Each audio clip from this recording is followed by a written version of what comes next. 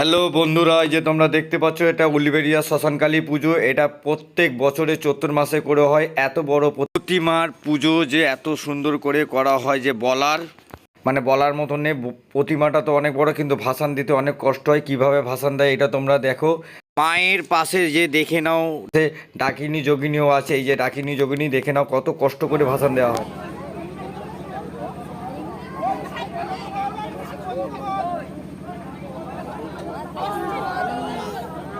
সবাই মিলে